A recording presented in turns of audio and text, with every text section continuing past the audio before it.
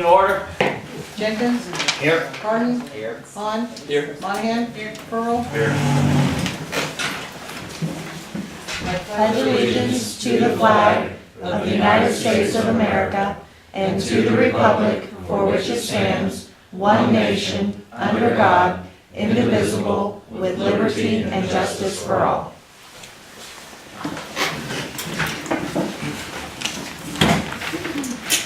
I have no public comments, so we move to section 1. I'd like to make a motion to approve the consent agenda. I'll second. Call it. Jenkins. Yes. Harden. Yes. Hahn. Yes. Monahan. Yes. Pearl. Yes. Motion carried.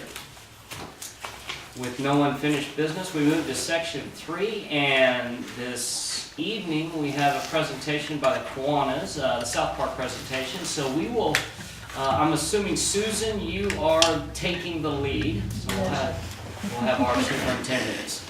First, let me just say, school board, we could learn something from you guys and your efficiency in getting through section 1 and 2. I'll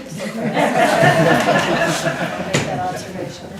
Thanks for letting us come. I'm here as the secretary for Kiwanis, and we have several Kiwanians here today. Mike Hendricks is our president. Paul Phillips is our newest member, I believe. And Jerry McKinley is, well, he's been around a while, so. We all know Jerry. And we have Renee Beard, and she's here with All Inclusive Rec.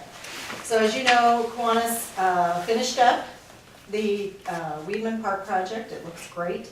It's a real asset for the community, and now we need something else to do with our spare time.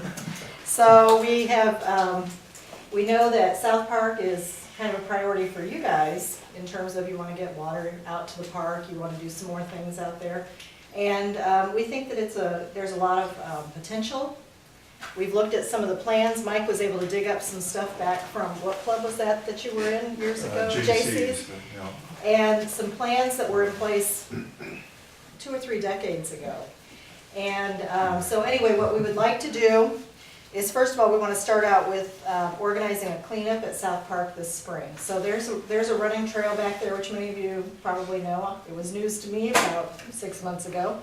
We're going to go back out there, clean that up, get it spruced up. I think Larry's working on some things with it to help Marty Price do some work at the soccer field. And you know, if you want to say anything, you can. If you don't, We'll just go ahead. just keep it going. Okay, I can do that. So we basically want to spruce up what's out there now, and we'll involve community groups, and we'll involve the sports teams that use it. And as you all know, because I'm looking around the table, you all have kids, that park is used constantly, especially during the summertime and spring and fall. So besides the cleanup day, we also want to start fundraising to install new play equipment out there. And that's one of the reasons Renee is here. We spent about, I think, $70,000 on the Weedman project. And as you remember, that was a big joint effort. Clark Foundation was a big part of that. You all were a big part of that. And so what we'd like to do, we've looked at some various scenarios, and they had kind of a cool farm theme, which we thought, why not, right? And so Renee brought some samples of the material because there's some neat features to it. And I thought I'd just turn it over to you, Renee, to kind of give an explanation of that. Absolutely. So I can field any questions that you might have about the playground, but I'll just give you a general description. And then if you'd like, I'll go ahead and just maybe start passing around this one sample so you can feel how realistic it is. So this particular playground is, like Susan said, farm themed, and there are some nature pieces on it. And the nature pieces will all be made out of this material you guys are seeing here. So very realistic, also very lightweight, so very easy to install, which would make a difference if you guys decided to do a community build like you did at Weedman Park. You don't need any kind of special equipment per se, you don't need any large cranes, because sometimes when you do that nature play stuff, it's all made out of a reinforced concrete, which is very heavy, so the cost of your installation really gets driven up by that sort of thing. So this is a playground that we designed that's for ages 2 to 12, so it's going to kind of encompass all your people who are out there playing. There's some motion pieces on here. There's a lot of climbing. There's actually a lot of play underneath the decks. So the decks, it's kind of hard to tell here, but the decks are 72 inches high.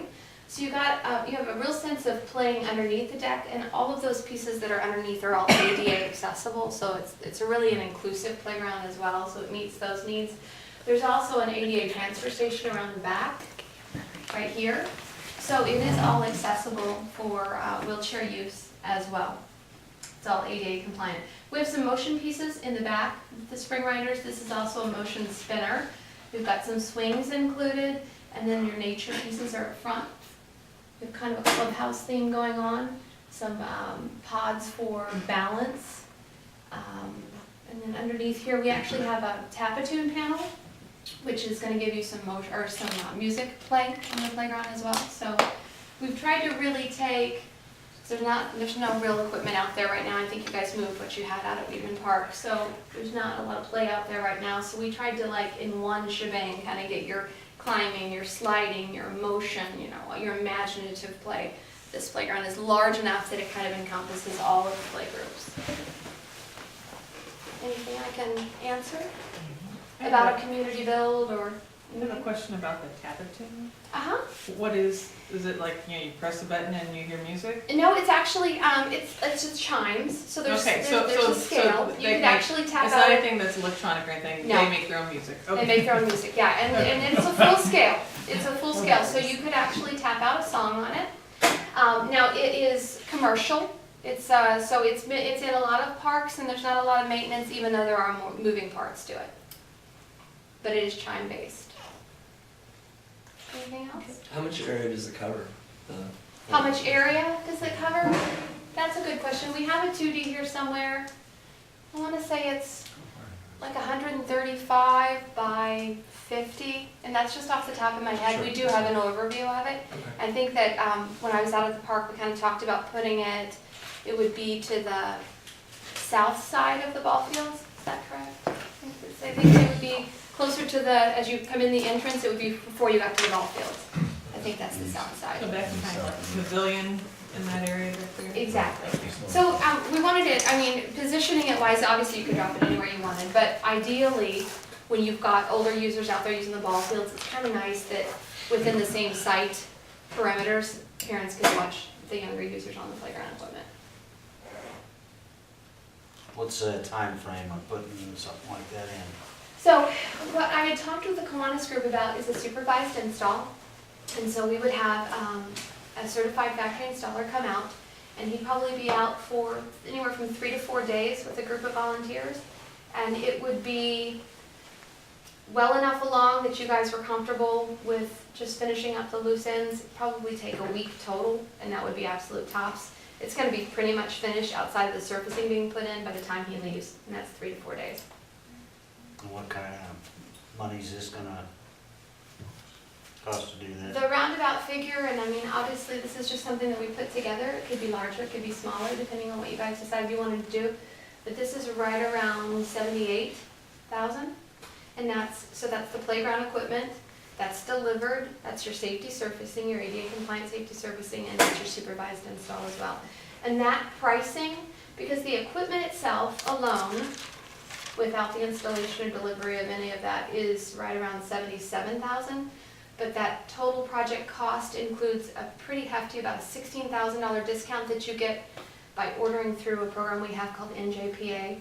And it's a program that municipalities and school districts are able to take advantage of. You get pre-negotiated discounts by ordering through that program. So we went ahead and factored that in for you. That's the way you ordered the equipment at Weedman Park, so we went ahead and ran it through as if that's the way you would do it this time. So I know the real question is, how much are we here to ask you for, right? So, We're looking at asking the city if you would budget $15,000 for this project, and then we're gonna go work, on fundraising, and we'll write a grant to Clark Foundation and things like that. Last time we did it in 3 phases, and that way we were able to do some each summer. It costs a little more because you have to do the installation piece of it, multiple times. And this has the wood fiber mulch, which is same thing that we use at Weedman Park and also Schneider Playground. And it's handicap, It is ADA it's compliant. ADA compliant. Right. And because it's a loose fill material, whenever it comes time for you to replenish your parks, you can literally you could order in several truckloads and then they could make drops at each of the parks. When you say 3-phase, are you talking about 3 years or just 3 phases all in 1 year? That was 3 phases for the Weedman part. Weedman was 3 phases in 3 And years. this will just be a one, This one, we haven't worked all that out. It kind of depends on how the fundraising goes. But that's always a possibility that we do parts of it. All of the equipment Phase out. is very modular, so if you wanted to just do a section at a time, you lose some of the savings because that NJPA is a sliding scale, so your discount is based on the equipment total price. And then also, when you ship and then you ship again and you ship again, you're paying shipping 3 times and you're paying for the installer to come out 3 times. So we can definitely look at it phased, or all together, however, we can break it out, however, so if you guys wanted to analyze what that looks like both ways, we could do that for you. So, one is we need your permission to do this. This is your park, not ours, so if you are willing to let us take on the project, and similar to Weedman Park, where we just basically got your okay, and then we kind of went with it, and then if we do phase it out, we'll no doubt be back next spring when it comes time for budgeting to, make subsequent requests, just like we did last time. And then the second piece would be to ask for you to put some money in your budget this year for us. And besides that, we have some fundraisers coming up, so I thought I might as well announce them publicly. We have I'm calling it the Sweetheart Chili Supper, because it's on February 14th, and that's going to be very romantic to come to Chili Supper, if you'd like to. It'll be at the basketball game at the high school, and we'll start serving at 5:30. It's always very good. We have a pancake breakfast March 2nd, and we'll be using the Schneider cafeteria for that. That'll be 6 to 10 a.m. And we have a golf outing that's in the works, we think, for Kiwanis. So those are some of our upcoming things. Any questions? Thank you. March Mary. 2nd was the pancake breakfast? Mhm. Okay, thank you. 6 a.m. Doors will open. Thank you very much. Thank you. Do you have to have the money all together? I'd like to make a motion to approve resolution 2013-7, authorizing the Kiwanis Club to obtain funding Or whatever we're gonna. and renovating the playground equipment at You South can't get Park. started without that. No. Any discussion? And this is just permission, this isn't the funds, right? Right. This is just permission. Any discussion? Call it? Pardon? yes. Vaughn? Yes. Monahan? Yes. Pearl? Yes. Jenkins? Yes. Motion carries. Next up is Ruth from DCDC will come and present to us this evening.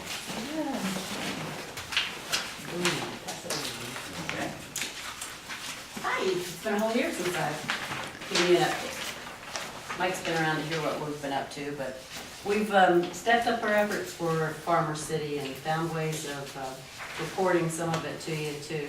Still, we have the confidentiality issues, so there's some places where there are no names that you'll understand.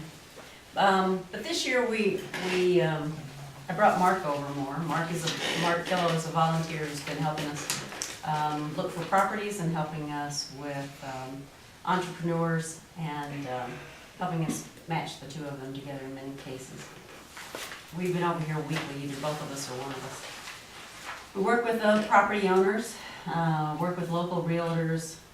We've helped a little bit on looking on the 20 acres, working with the realtor that you had for a little while, and now working with Sherry and Kurt.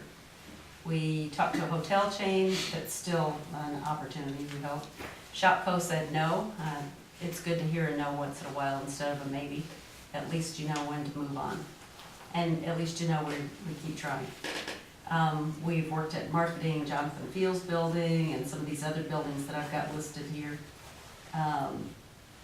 And even working with Josh on his property. And posting all of these properties to location one, which you can get to pretty easily at DCDC's website. The lake project is still important to Farmer City too, since you're the gateway to the lake from the Champaign area and the Chicago area. And that we will come out with a new request for proposal in the spring on that. More information about it and bringing in more events that are happening here in Farmer City in the request for proposal information. And we go to ICSC, which is the International Conference on Shopping Centers. That's where we run into developers and retailers that we hope will come downstate. And they're in Chicago and Bloomington. So we did that all through the year, and we'll be going again on March 13th. In recruiting business, working with prospects, we've been, as you know, for the past since the Gibson area hospital opened up the clinic, we've been looking for a pharmacy. And we have a local pharmacist in town, so we've been working with a couple of pharmacy development groups. So hopefully we'll have a pharmacy in here eventually. This is every time you talk about a project like that, I have to mention that it takes a long time for most projects to work. Recently we had Richland Community College announce their groundbreaking for their expansion of 4,000 square feet in Clinton. Well, we've been working with them since May of 2008, and before I even got there were lots of people working with them. So it takes a while to get a project going. We're always excited to see them finally make it. We are working with a number of local entrepreneurs, got a lot of talent in Farmer